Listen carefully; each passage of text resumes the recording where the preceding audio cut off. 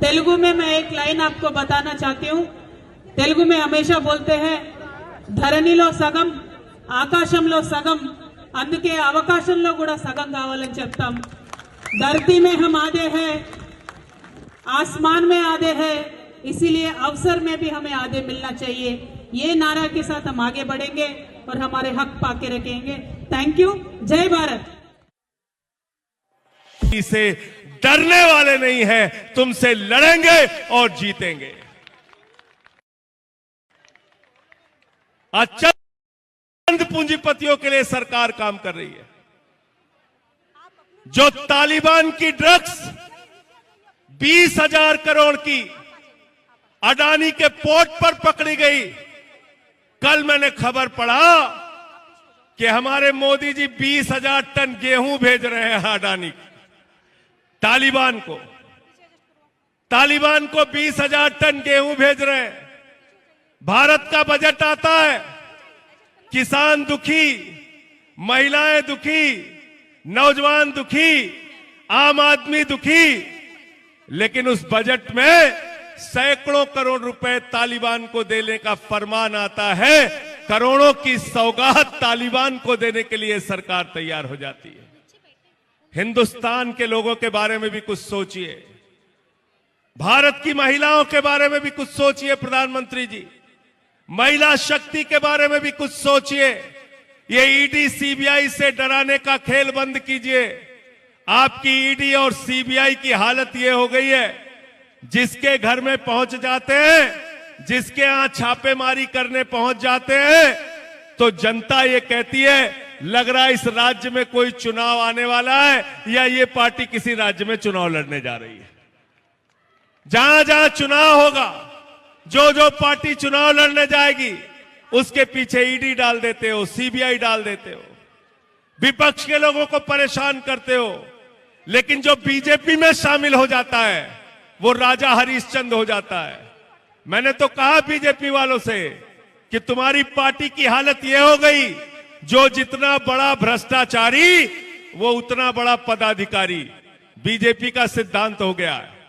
तो इसलिए मैं हृदय की गहराइयों से इस पहल के लिए, इस कोशिश के लिए बधाई देना चाहता हूं कविता जी के लिए कि आपने यहां पर यह धरना रखकर देश को जगाने का काम किया, इस सो रही सरकार को जगाने का काम किया।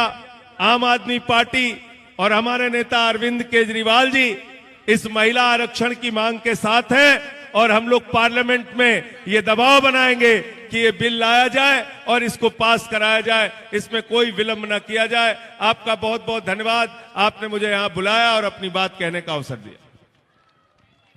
बहुत बहुत धन्यवाद संजय सर। आपने सही कहा कि जो आवाज उठाना शुरू करता है, ईडी का शिकंजा उस पर कसना शुरू हो जाता है।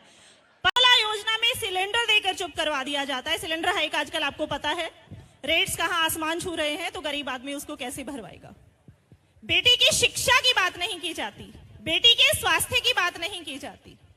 बेटी बचाओ बेटी पढ़ाओ का नारा दे दिया गया है, पर क्या वो नारा सार्थक है? बेटियां तो आजकल गटर में मिल रही हैं, बेटियां तो आपने यहां सड़कों पे बिठा रखी है अपने हक मांगने के लिए, तो बेटियां कहां सुरक्षित है? हम सरकार से अपील करना चाहेंगे कि आप हमें शिक्षा दीजिए, आप हमें हमारे हक दीजिए, हमें महिला आरक्षण दीजिए, हमारे हाथ में कलम की और कुर्सी की ताकत दीजिए, और फिर देखिए कि ये महिलाएं क्या करना जानती हैं। पंचायती राज में आपने थोड़ा सा कोशिश करके हमें 50% हक दिया है, तो वही हक हम आपसे संसद में भी चाहते हैं। हम अपना अधिकार मांगने के लिए आज यहाँ पे खड़े हुए हैं, कोई भीख मांगने के लिए खड़े नहीं हुए। तो हम सरकार से निवेदन करते हैं कि जल्द से जल्द जिस बिल को सालों से इधर उधर घुमाया और भटकाया जा रहा है, उस बिल को इस सत्र में संसद में लाया जाए और पक्ष और विपक्ष की सभी पार्टियां उस बिल के लिए आवाज उठाएं। हम सभी पार्टी लीडर से भी गुजारिश करेंगे कि यही महिलाएं हैं जो हर चीज की धुरी हैं, समाज का आधार हैं, आपके परिवार को शिक्षित करती है, परिवार को चलाती है। तो देश भी चला सकती हैं। आप इन महिलाओं को कहीं भी कम ना समझें, इनका हक दिलाने में इनकी मदद करें।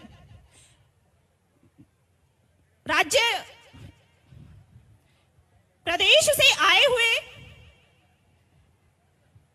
माननीय सम्मानित अतिथिगण जो भी यहाँ पर हमारा सहयोग करने के लिए आज हमारे साथ उपस्थित हैं, उन सब के हम हृदय से आभारी हैं और आप सबसे विनम्र निवेदन है कि आप सहयोग और शांति इसी तरीके से बनाए रखें।